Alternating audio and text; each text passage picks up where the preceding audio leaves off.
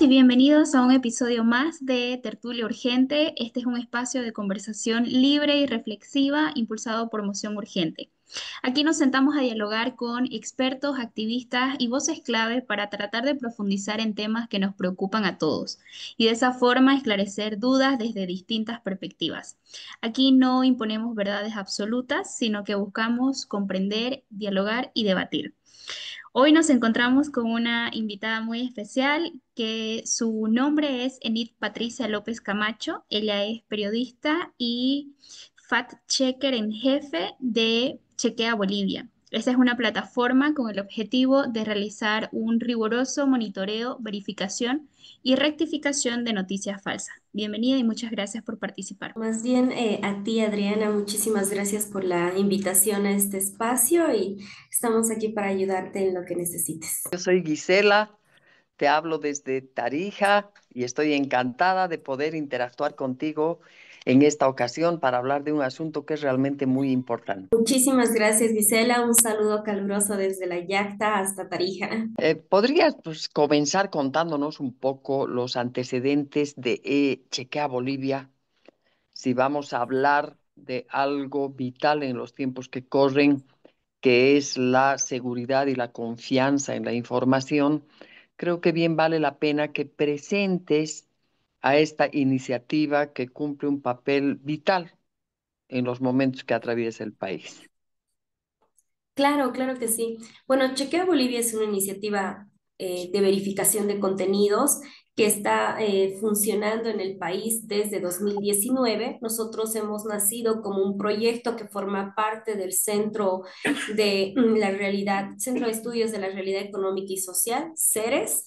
Es una ONG que tiene sede en Cochabamba y se dedica a la investigación de temas económicos, sociales, con más de 40 años de trayectoria. Tenemos sede en Cochabamba y bueno, Chequea Bolivia nace el 2019, pero a raíz de una investigación previa que se hace el 2018 respecto a cómo estaba afectando el panorama de la desinformación en otros países. Y bueno, pues nosotros el 2019 teníamos elecciones nacionales y de esa manera se decide implementar un proyecto que haga verificación de contenido durante el proceso electoral en 2019. Inicialmente el proyecto solamente tenía que funcionar para las elecciones de 2019, pero como ustedes han visto, pues esas elecciones se complicaron bastante, hubo una coyuntura social muy compleja, se tuvieron que repetir las elecciones el 2020 y pues por esa razón decidimos llevar el proyecto, a seguirlo extendiendo el proyecto al 2020 que se llevaron a cabo las elecciones, pero el 2020 hubo pandemia y entonces ahí también nos dimos cuenta de la necesidad de hacer el trabajo de verificación de contenido también en temas de salud, no solo temas políticos. Y pues ahora ya tenemos 6 años de trabajo haciendo verificación de contenido, un estricto monitoreo de las redes sociales respecto a desinformación. Este trabajo es constante, pero obviamente durante los procesos electorales el trabajo se complejiza mucho más aún debido a toda la coyuntura política, ¿no? 6 años no es poco tiempo, ¿no? A la fecha podríamos decir que una de las características de la vida social es la velocidad con la que se producen ciertas cosas. Y 6 años realmente ya es un tiempo en el que se ha acumulado una experiencia institucional, creo yo, muy importante. ¿Podrías compartirnos, quién sabe, un balance que les permite el trabajo que ustedes han realizado? ¿Cómo andamos en Bolivia con este asunto de la desinformación? ¿Cómo lo ven ustedes? Claro, claro que sí. Bueno, nosotros en 2019, cuando arrancábamos con el proyecto de verificación, veíamos, por ejemplo, de implementar una metodología, porque en Bolivia no se había hecho antes verificación de contenido, no se hacía periodismo de verificación aún.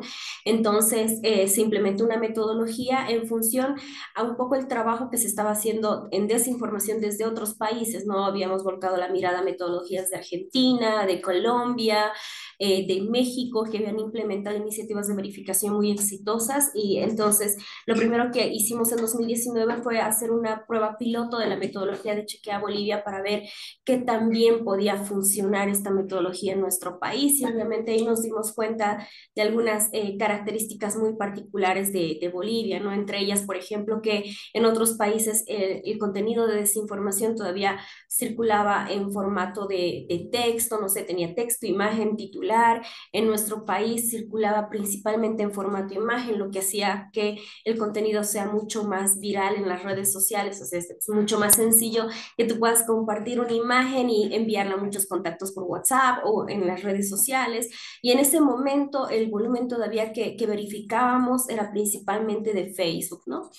Actualmente el panorama ha cambiado bastante desde la misma concepción del hecho de abordar la problemática de la desinformación.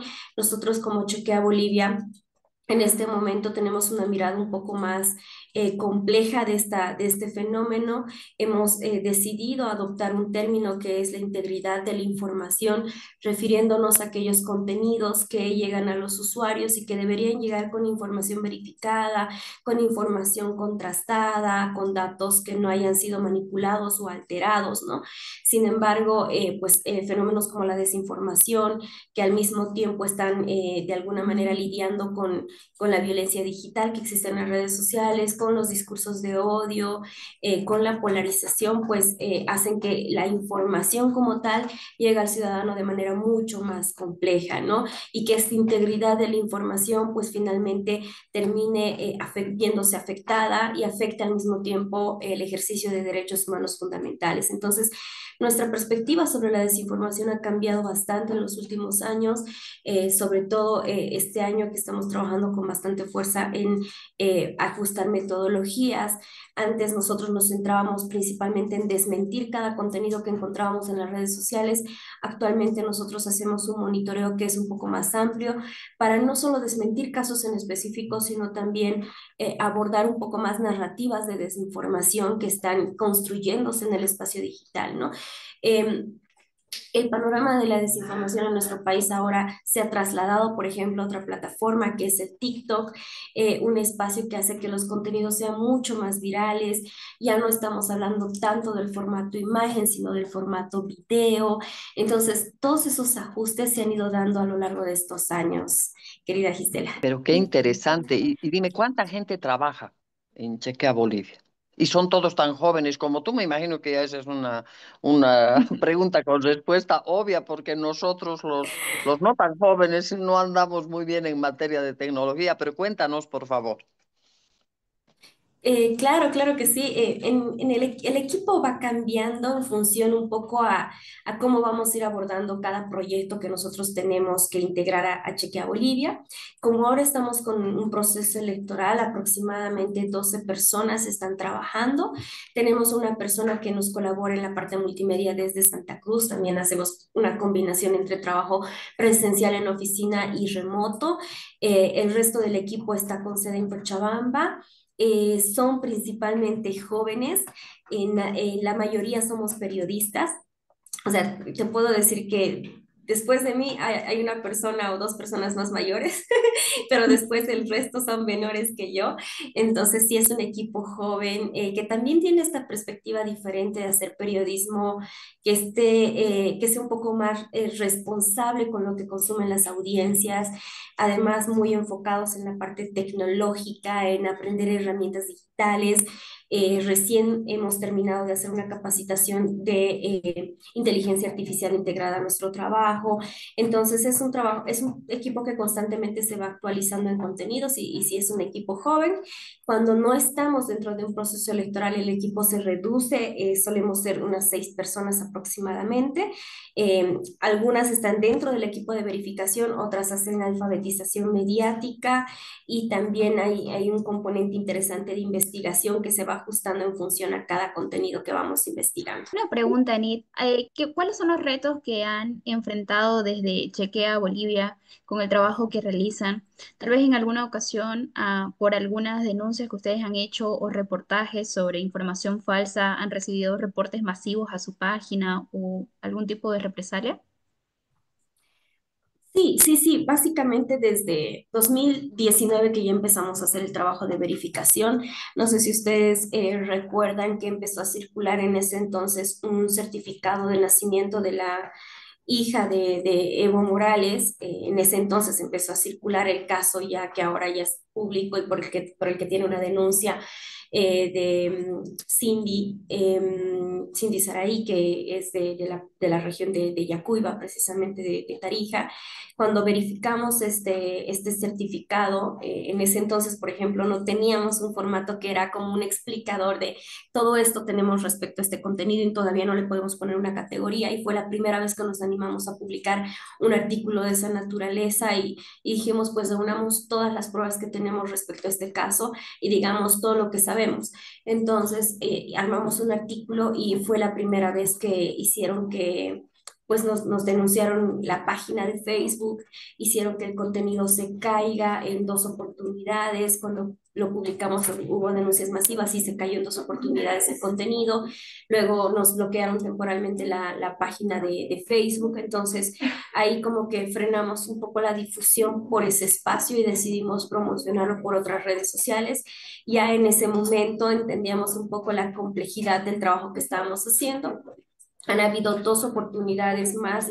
Después de eso hemos verificado una carta de renuncia. No sé si ustedes recuerdan, la ex diputada Susana Rivero dijo públicamente que no había renunciado y que quería que los medios de comunicación le muestren pruebas respecto a su renuncia. Entonces, nosotros logramos recuperar un tuit que ella publicó con su carta de renuncia en 2019 y que lo tuvo por un espacio de como 3 horas en la parte, en la web, digamos, en el Twitter, y después ella lo eliminó.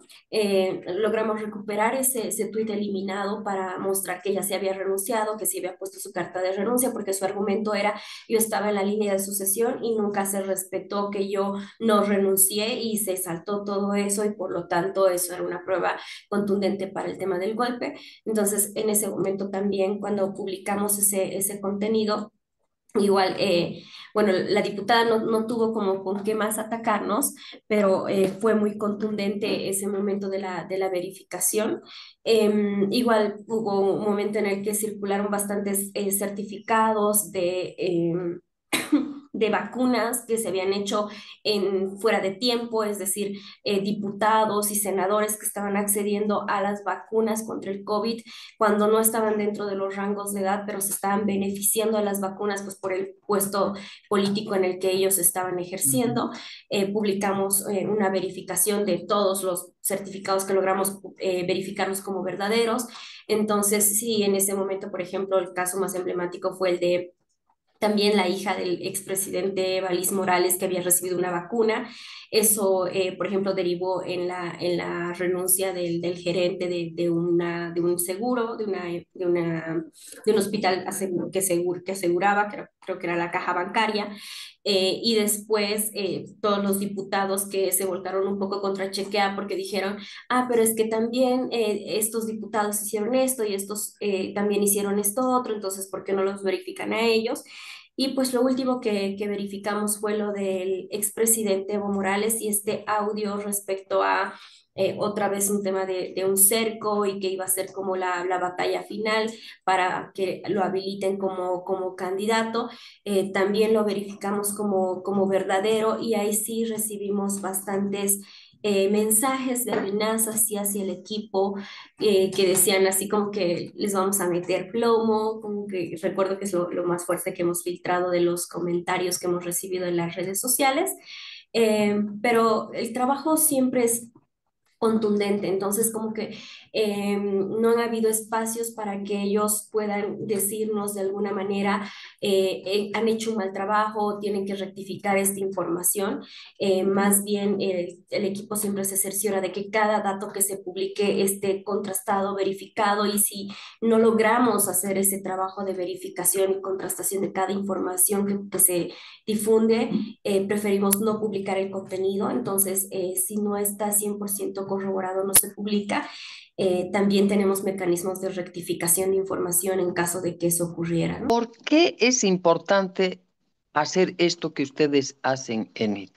Estamos viendo que incluso en determinados contextos puede ser peligroso hacerlo. Pero ¿por qué hay que hacerlo? Pues nosotros partimos de un principio fundamental que tenemos como Chequea Bolivia, que es tratar de aportar al sistema democrático con información verificada para que los ciudadanos tomen decisiones en base a información de calidad.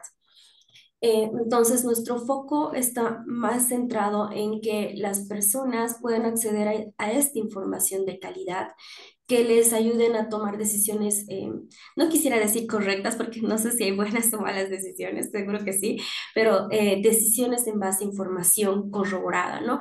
En un contexto en el que lamentablemente los medios de comunicación tradicionales, por la dinámica del trabajo coyuntural, muchas veces pueden cometer errores, muchas veces, eh, a veces, o sea, se saltan un poco este proceso de riguroso de verificación de información antes de publicar un dato, y también en un contexto en el que la gente accede a bastante información, es decir, tú haces un clic en tu celular y tienes cientos de videos, cientos de contenidos respecto incluso a un eje temático, a un tema en particular. Entonces, creo que existe una avalancha de información y no toda esa información necesariamente es de calidad. Entonces, creo que ahí el trabajo de una iniciativa de verificación como Chequea Bolivia, que trata de brindar información de calidad para dar certeza, para que la gente tome buenas decisiones, es fundamental, ¿no? Creemos que si este mismo trabajo de rigor podría realizarse más y más gente podría sumarse a hacer este trabajo, creemos que sería un poco mucho más difícil, mucho más complejo que un político venga y nos mienta, que un contenido que no es contenido verídico se viralice tanto como ocurre ahora. Pues lo preocupante no es un tanto que circulen estos contenidos de desinformación, ¿no? Sino que las personas decidan en función a eso, ¿no? Ahora ya se ha hecho muy habitual hacer filas por gasolina, por diésel, pero cuando en 2019 empezaron los conflictos, la gente veía, no va a haber diésel en las redes sociales, y se volcaba a los surtidores a hacer filas y filas para conseguir combustible cuando no había escasez de combustible en ese entonces, o cuando salía algún comunicado en las redes que decía, no va a haber alimentos en los mercados, la gente se volcaba a vaciar los supermercados, o incluso ahora en nuestro contexto, cuando la gente escucha algún rumor sobre algún banco que podría entrar en quiebra, se vuelca a hacer fila en los bancos para sacar su dinero. Entonces, estas acciones frente a contenidos de desinformación que están circulando en las redes sociales pueden ponernos en riesgo, ¿no? En la pandemia, cuando no hemos visto un tema político necesariamente y hemos visto temas de salud, nos hemos dado cuenta que habían miles y cientos de personas que no se vacunaron porque no confiaban en las vacunas. Muchos de ellos murieron en esa lucha, digamos, contra la enfermedad, porque recibían tratamientos que eran de desinformación. Entonces ahí te das cuenta que la desinformación es realmente muy sensible y que puede costarte la vida, ¿no? Así es, de vida o muerte y especialmente en cuanto se refiere a la democracia. Sin información cierta, como tú la llamas, información de calidad, los ciudadanos podemos tomar decisiones sobre la base de mentiras, ¿no? Más allá de nuestras preferencias y gustos, podemos caer en error porque nos están induciendo en error. Ahora, también tú has dicho algo muy importante, Enit. Este es el tiempo de la avalancha de información o de desinformación.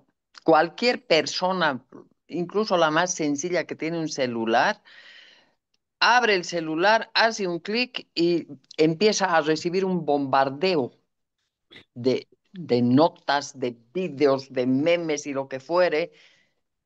¿Cómo se protege la gente de ser llevada fácilmente al engaño? Porque claro, podríamos decir, vamos a hacer un voto resolutivo para que Chequea Bolivia trabaje 24 horas al día y también nos bombardee con la verdadera información. Esto no es posible.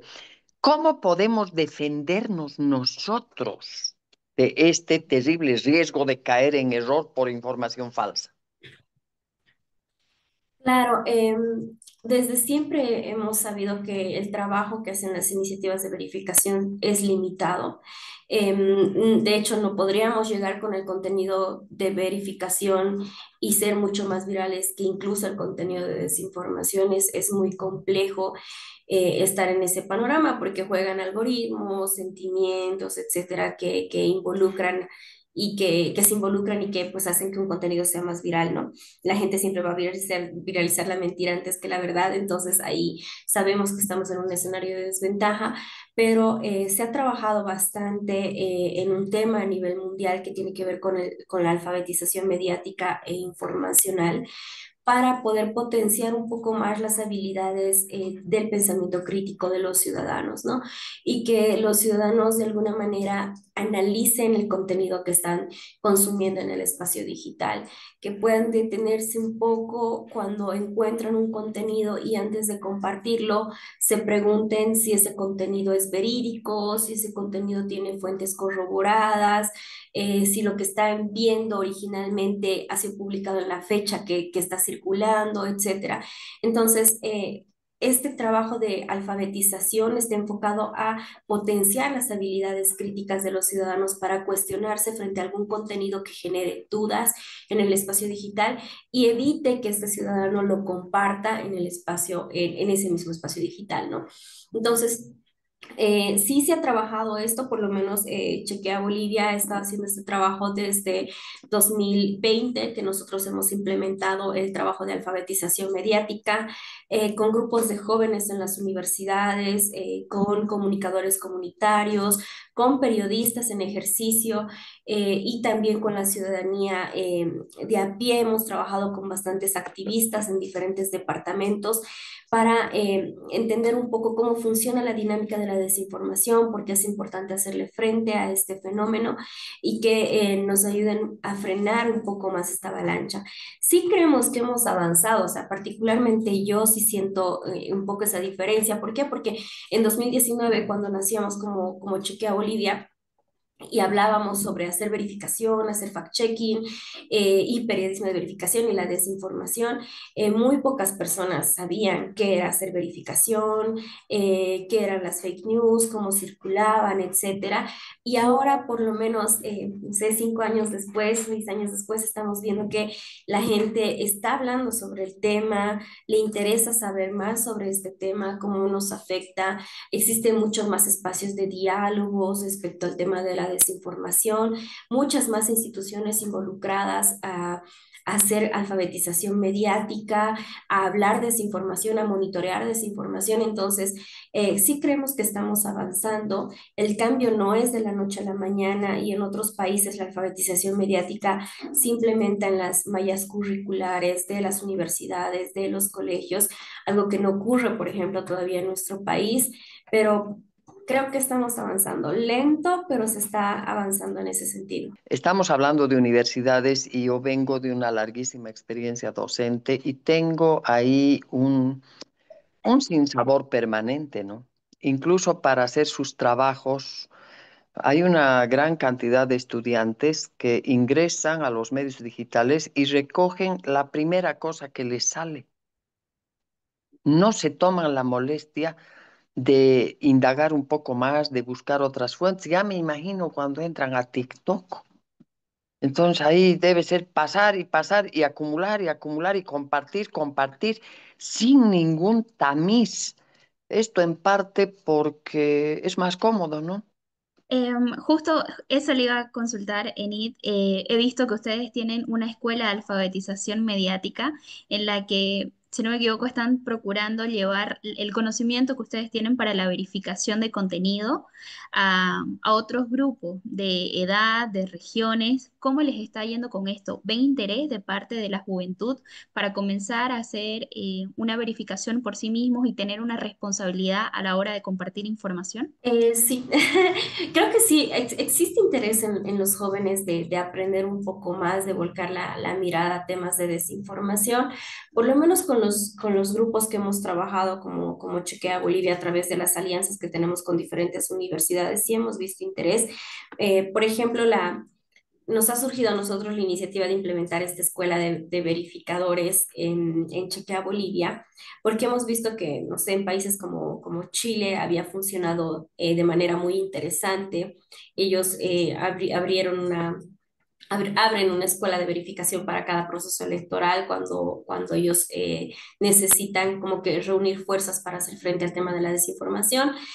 Nosotros teníamos que cumplir aproximadamente un cupo como de 60 personas para hacer verificación de contenido y hemos llegado a muchas más personas. Entonces, hemos logrado inscribir casi 200 personas en la escuela de verificadores.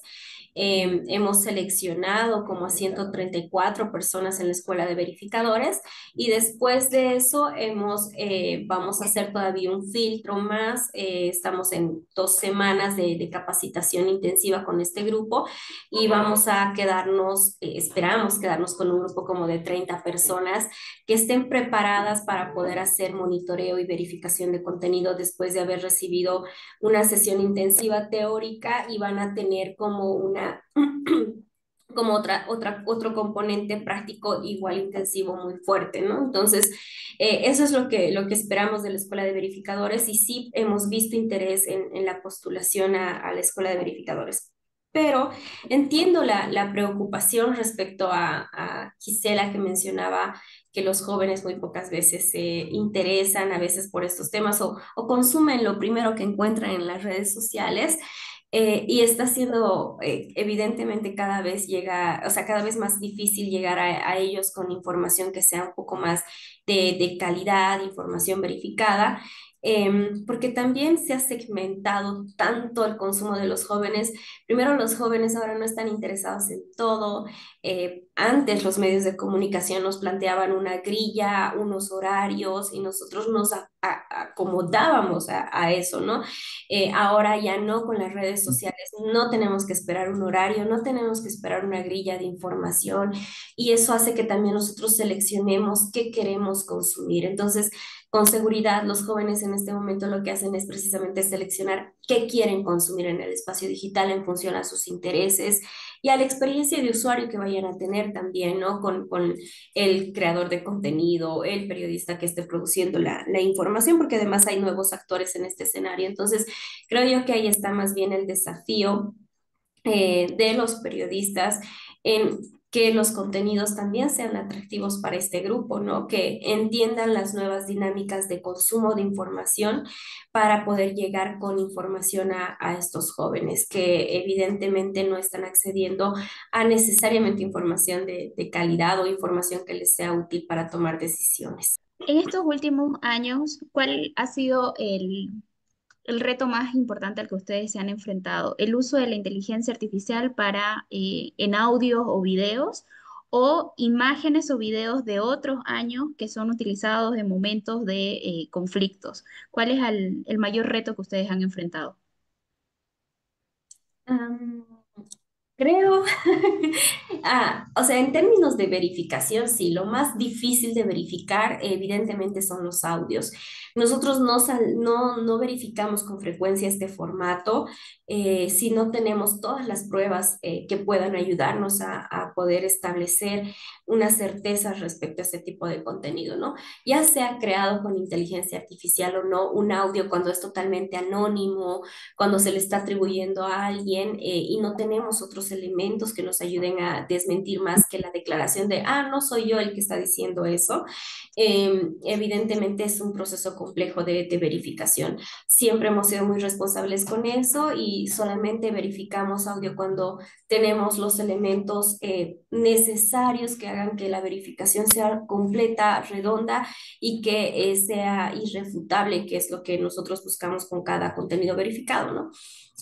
Pero creo que el desafío más grande que tenemos como verificadora cada vez está mucho más enfocado en innovación, porque el tiempo pasa y no queremos convertirnos en un medio más de verificación. Lo que queremos es tratar de innovar en muchos sentidos, ¿no? Desde cómo comprendemos el fenómeno de la desinformación, porque la desinformación está cambiando, está mutando constantemente. Entonces, desde cómo entendemos la desinformación, desde cómo abordamos metodológicamente este fenómeno, es también otro desafío importante.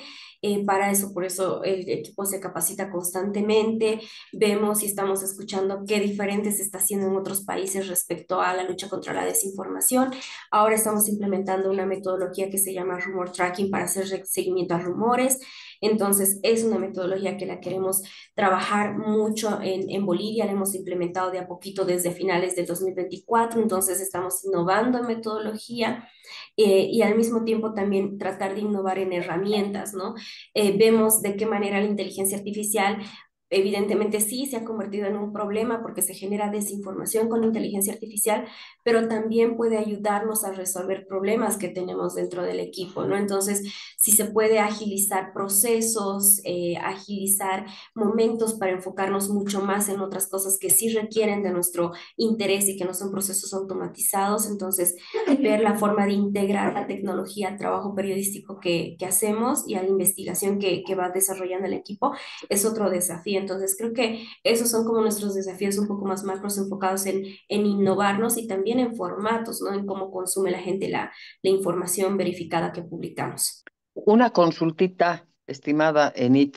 Una cosa es la capacitación valiosísima que ustedes están haciendo a personas interesadas en convertirse realmente en verificadores de información, que yo creo que además genera un efecto multiplicador muy importante.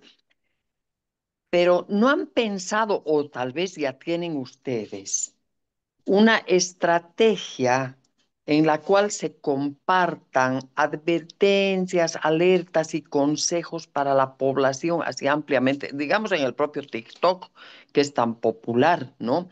Entonces, decirle a la gente cómo cuidarse de dar crédito a información que es ya antigua, que no tiene en este momento actualidad.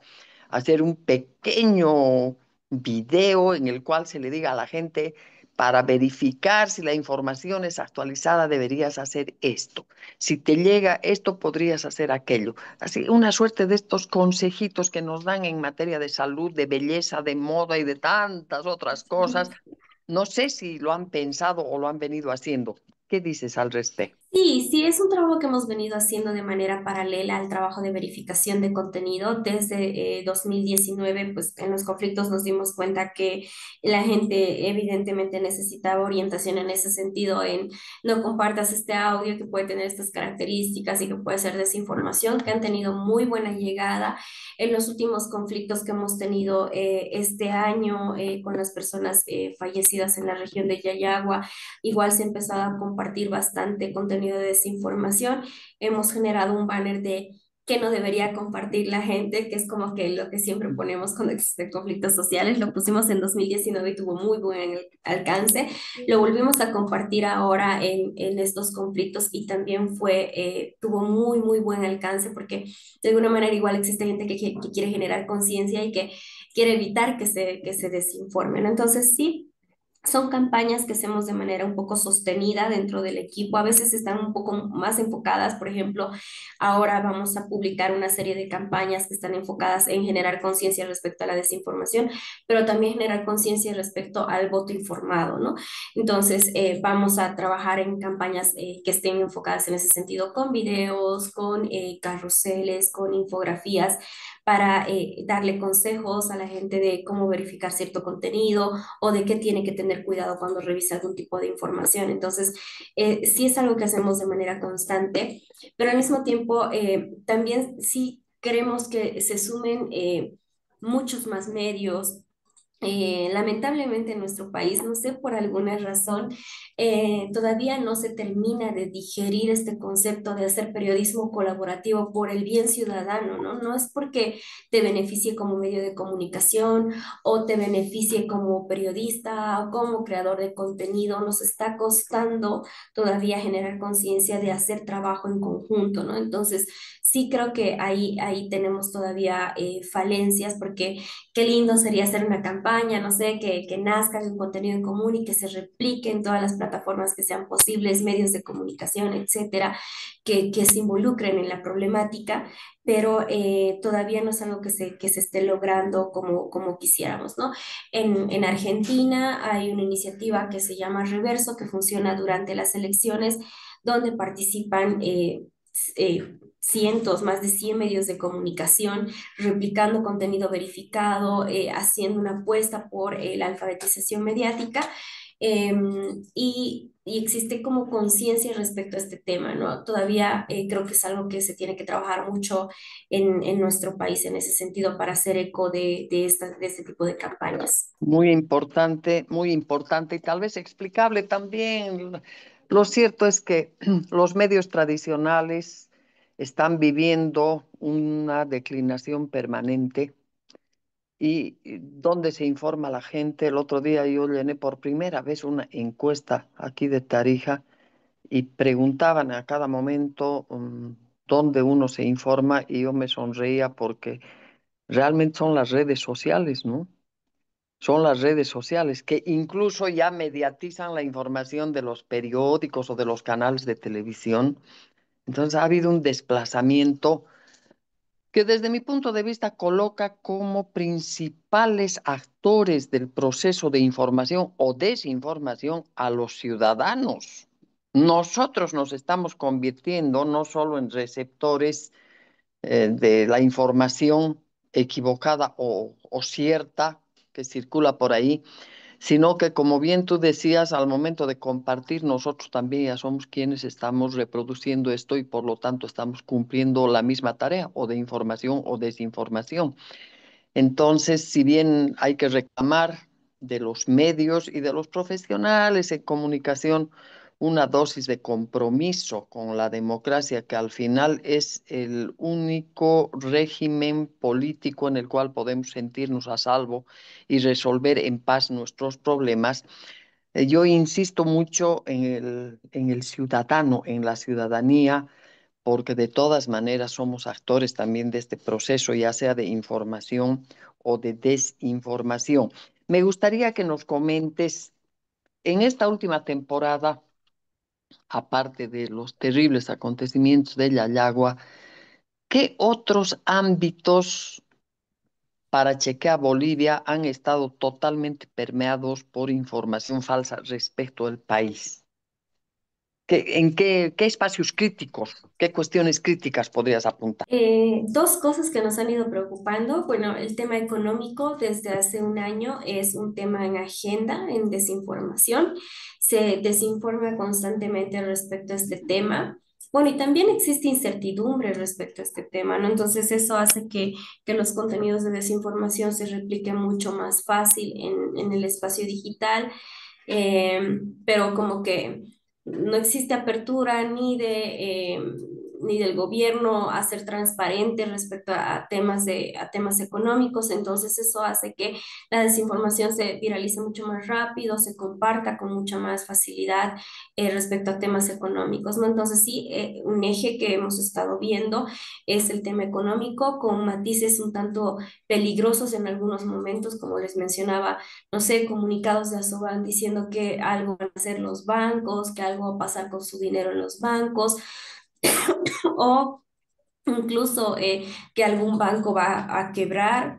Entonces, sí, evidentemente el tema económico ha sido un tema que lo venimos viendo con mucha más frecuencia desde hace un año aproximadamente. Y en las elecciones nacionales, creo que han sido dos cosas las que nos han estado llegando con bastante frecuencia. Uno es el tema de las encuestas. eh, Como ha habido tanta incertidumbre respecto a las candidaturas y que se definen las candidaturas dentro de las mismas alianzas, los partidos políticos, el bloque de unidad, etcétera, ha hecho que se genere bastante desinformación también respecto a este tema. Entonces, hasta ahora existen encuestas falsas que están circulando de empresas no reguladas o no registradas ante el Tribunal Supremo Electoral. Antes que esto ocurra, en un periodo que no estaba todavía en calendario electoral, han circulado encuestas y hay también incluso encuestas que han mandado a hacer los medios de comunicación, que evidentemente no podemos decir que eran encuestas falsas, pero eran encuestas no reguladas por el Tribunal Supremo Electoral. Y nos ha llamado sí la atención que incluso medios de comunicación se ven en la necesidad de entrar en esta dinámica de, definamos a ver qué candidaturas o veamos qué candidaturas. Nosotros tenemos una reflexión exacta respecto a ese tema de que de alguna manera tienden a que luego, o bueno, pueden favorecer al hecho de que más adelante se pueda hablar de un tema de fraude electoral si es que yo no veo a mi candidato favorito, que en mi encuesta estaba como primero. Entonces es algo que puede confirmar muchos sesgos de pensamiento y que puede generar o que puede ser muy peligroso más adelante. Entonces sí, el tema de las encuestas, incluso se ha distorsionado el término de las primarias electorales porque se le ocurrió a una persona que se dice ser periodista, que es Virgilio Lema, decir que va a hacer las famosas encuestas del búnker y decir que van a hacer unas encuestas que son las famosas primarias ciudadanas, cuando eso no existe, no existe ninguna normativa, no existen primarias ciudadanas de esta naturaleza en ninguna normativa, ni dentro de estudios de opinión respecto al proceso electoral, dentro de las normativas del proceso electoral como tal, ni dentro de elecciones de candidaturas dentro de los partidos políticos. Se ha distorsionado las primarias que tenían que haber llevado a cabo dentro de los partidos políticos con estas famosas encuestas. Además que recolectan datos que son muy sensibles, como números de celular, nombres completos de ciudadanos que participan en estas encuestas. Y ahora hay incluso candidatos que están validando ese tipo de estudios en lugar de validar estudios que sí están supervisados o regulados. Entonces, eso ha sido otro eje temático muy fuerte que se ha abordado en temas de desinformación. Y el otro eje temático que lo hemos estado viendo tiene que ver con el tema de las habilitaciones. Esto ya es una opinión subjetiva mía, pero sí siento que de alguna manera la dinámica de los partidos, de las alianzas, ha superado de alguna manera a las perspectivas que tenemos normativas respecto al tema electoral. ¿Por qué? Porque hemos tenido como nunca candidatos a presidencia, a vicepresidencia, dispuestos a renunciar para que otra persona entre. Es decir, se ha pues presentado listas por presentar listas y cumplir los plazos, y para que no estén fuera, se ha decidido empezar a hacer las renuncias dentro de algunos partidos sin importar el cargo. Es decir, no importa si yo estaba registrado ahí como presidente, solo me han registrado para cumplir el proceso y va a venir otra persona que realmente es el candidato. Y candidaturas como la de Jaime Dunn, que han hecho que siga diciendo hasta el último minuto que estaba habilitado respecto a los documentos que había presentado, pero no eran los documentos que necesitaba presentar, que han hecho que el tema de la habilitación e inhabilitación de candidatos se vuelva en un proceso de desinformación muy complejo en este escenario, y que de alguna manera ha desgastado también la credibilidad del Tribunal Supremo Electoral, porque luego tienes a jóvenes o a personas que están diciendo, pues ¿cómo no lo van a habilitar al DUN si él ha dicho que ha presentado todo? Y luego tiene que salir el Tribunal Supremo Electoral a decir, ojo, no ha presentado todo, lo que él ha presentado ha sido esto, no es lo que precisamente requiere la norma. Pero si el otro ha presentado esto y le has hecho valer.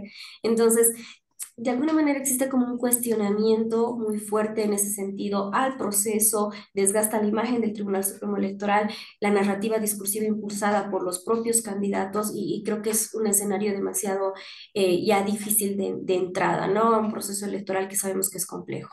Qué importante lo que estás diciendo, Enid, y es completamente cierto. Ahora, el escenario en el que se produce, y aquí hablo yo como abogada, es un escenario en el cual la institucionalidad pública está naufragando. Yo digo, 20 años después nos damos cuenta que la denominación Estado plurinacional, en realidad, como dice Lupe Cajías, había sido no Estado.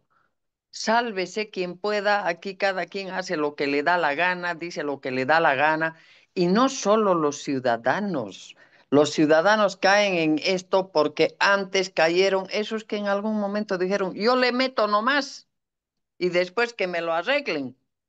Entonces, hay un proceso de desmoronamiento de la institucionalidad y desde luego nos cuesta creer pues en el Tribunal Supremo Electoral después de lo que ha pasado el 2019, de ciertas cosas que uno no acaba de entender. Entonces, el reto para nosotros y para Chequea Bolivia y para toda la gente de buena fe es cómo nos las arreglamos para hacer lo correcto, pero además tener la esperanza de que podemos salir de este terrible desbarajuste en el que nos ha metido la manipulación de nuestras instituciones, el irrespeto a la ley. Y por eso mismo creo que lo que ustedes hacen, querida Enid, es altamente importante y más aún tomando en cuenta que es un equipo que no tiene demasiada gente trabajando, pero que hace una labor sacrificada, comprometida, que en lo personal a mí me parece realmente digna de una felicitación y de un aliento para que sigan adelante. Y creo que me gustaría en el futuro próximo estar informada de algunos procesos de capacitación. Yo misma podría intentar hacer alguno, pero especialmente con los jóvenes con los que trabajo que se empapen de cómo es que hay que estar a resguardo y cómo hay que cuidar que la gente tenga información creíble y cierta como base para la toma de decisiones de cara al fortalecimiento de la democracia. Así que es eso lo que yo veo. Realmente felicitaciones por este trabajo. Espero que podamos volver a encontrarnos contigo para que sigamos conversando de tópicos que seguramente se van a poner cada vez más candentes mientras menos tiempo haya para las elecciones, ¿no? Claro que sí, Gisela. Estamos acá abiertos para lo que necesites. Pueden revisar el contenido verificado de Chequea Bolivia en las redes sociales. Las convocatorias a los talleres también las hacemos públicas en Muy esos bien. espacios. Y para estar en otro espacio para seguir dialogando sobre el tema de la desinformación, estamos siempre atentos a cualquier otro requerimiento. Muchísimas Adrianita, gracias. Muchísimas gracias por habernos acompañado. A usted, querida Gisela, por ser la moderadora de este espacio. Y también a Enid, por supuesto, por habernos compartido sus conocimientos con respecto a la verificación de contenido. Y bueno, hacer un llamado a la reflexión a la ciudadanía. Nosotros somos los que tenemos en nuestras manos, en nuestros teléfonos, en nuestros dispositivos, el poder de compartir y antes de compartir tener la responsabilidad de verificar todo eso. Entonces, muchas gracias por haber sido parte de esta tertulia y esperamos vernos pronto. Gracias, Adriana. Un saludo.